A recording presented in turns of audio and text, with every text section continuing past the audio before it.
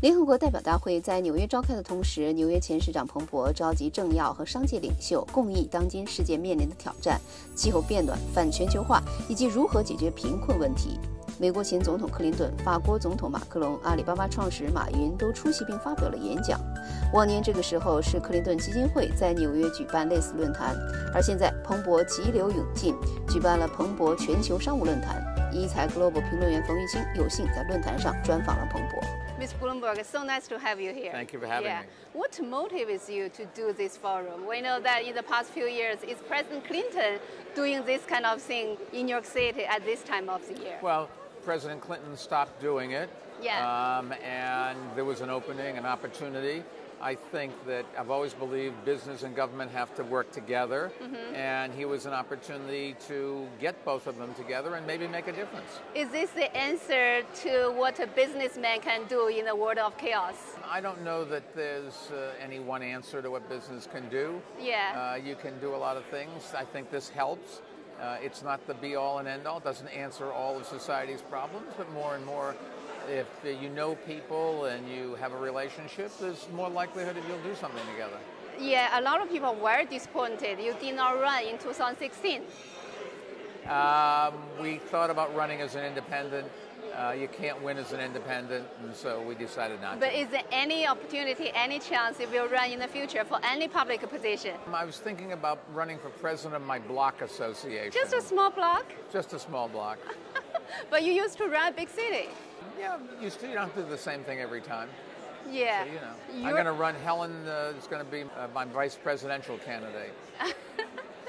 Your net worth is around $48 billion. And I don't know what it's worth. But you are one of the richest men in the world. I don't think that's the case. I don't know.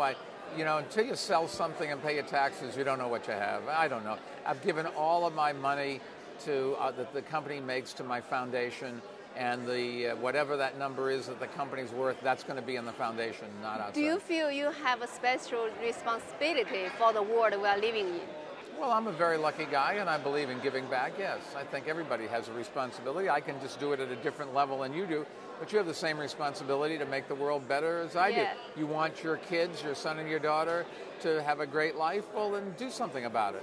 I can do something to make my daughters have a great life. But what money means to you? It's just a ways to help cure cancer and malaria and polio and education improvement and arts and that sort of thing. That's what money means. You spend $5 billion on all kinds of costs, climate change, gun control, and all other issues. Is the way you take the responsibility?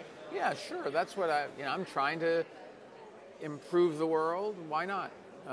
You can't spend it, and I want a better world for my kids, and I think they'd be better off if the world was better off, much more so than if I gave them more money. But someone also said you use this to change certain political outcome. I'm not so. My interest in politics is to the extent that the politicians vote on education or something I care about. So you don't care about people say that. You use your fortune to buy the cause. You don't care about people. They use their fortune, if they have it, to influence election officials the same way you do when you write a small check to your congressman, or you make a phone call and say, please vote this way or that way, or you join a union and together, or a company, and together you try to influence the process. These people are doing the same thing on a different scale maybe, but... Let's talk about China. A lot of Chinese companies, including some media and also technology companies, their slogan is to be China's Bloomberg. What do you say to that? Well, it's very flattering. I don't know what that means, but it's very flattering. So you don't have any suggestion, advice to them?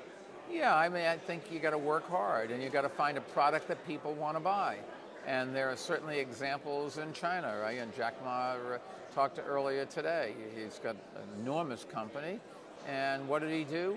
He came up with an idea that, and maybe he copied it a little bit, but we all copy each other.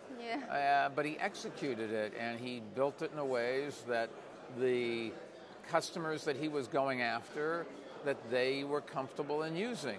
Now, if he did it for a different country, a different group of people, he might have done it somewhat differently. But he had something people wanted to buy. He found a ways to monetize it, and he found a ways to protect it. So a lot of Chinese companies and investors, they want to invest here in New York and the United States. Do you think here in New York or in the United States, do you think they have more opportunity, or do you think it's more difficult for them now to invest here?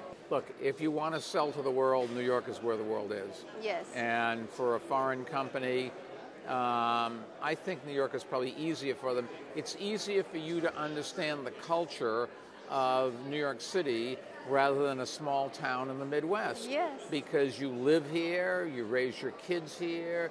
The city is very diverse and But do you open think to new Chinese ideas. money is welcome here? Yeah, a dollar's a dollar, a yen's a yen. Of course it is.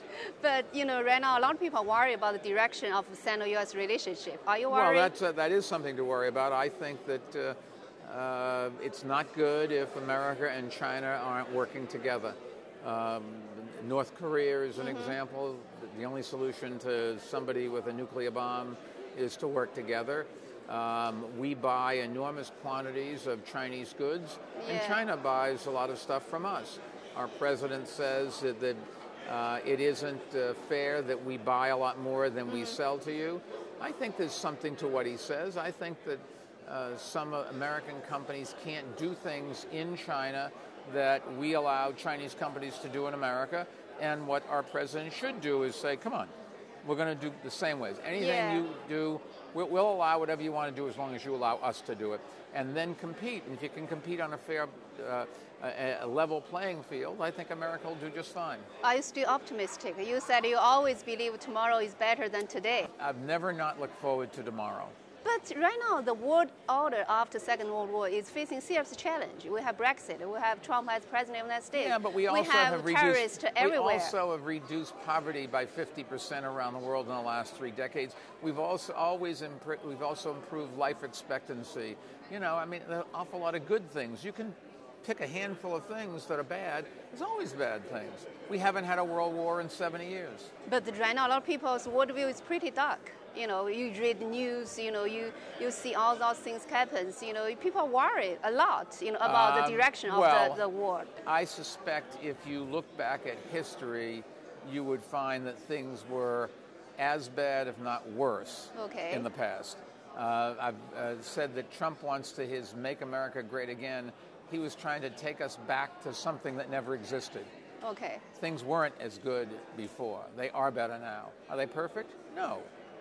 But we can always make things better. But to say that it's the end of the world, that's not true. I know you don't come from privileged family. But you have the big fortune. Is anything the fortune never change you? Is there anything you have from you're very young, like anything, the fortune, the power? I think my basic values that my parents taught me are the way I live. My parents never had any money, but my mother cooked, my sister and I set the table, my father helped do the dishes and feed the dog. Yeah. We talked at the table about what we did that day. They taught me that you have a responsibility to give back and charity and spending your time as well as your money. Do that. Those are the things that I learned. I haven't forgotten any of them. Do you have a philosophy by which to live? Well, I think my philosophy is you've got to treat people the way you want to be treated. Everybody wants recognition and respect. I think that if you include other people and give them credit, that will reflect well on you and give you more opportunities because they'll want to help you. You encourage young people to take risk, to follow the passion, to embrace innovation. Well, I think you should take risks, but I also think you've got to be practical. The average person is not going to be Bill Gates or Jack Ma or Michael Bloomberg. And so taking some risks is fine, but you still have to make sure that you get a good education. You've got to treat other people well so that they will help you with contacts and opportunity. What's the biggest risk you take in your life? I don't know. Somebody asked me that recently, incidentally, and I just never had I started a business, but I never thought that was a risk. I was reasonably sure it was going to work, and if it didn't, I was young enough to get another job and go to work. I look forward to going to work every single day. Do you feel you have anything you want in your life? I have most things that I want. I would like to be able to spend more time with my daughters and my grandkids. They travel a lot, so that's harder. I would like to be able to speak Spanish fluently, which I've been working on. I would like to be able to hit a golf ball like a professional, which I'm never going to do. So yeah. I don't have everything I want, but in the context you asked the question, yes. Yeah. Help me finish the sentence.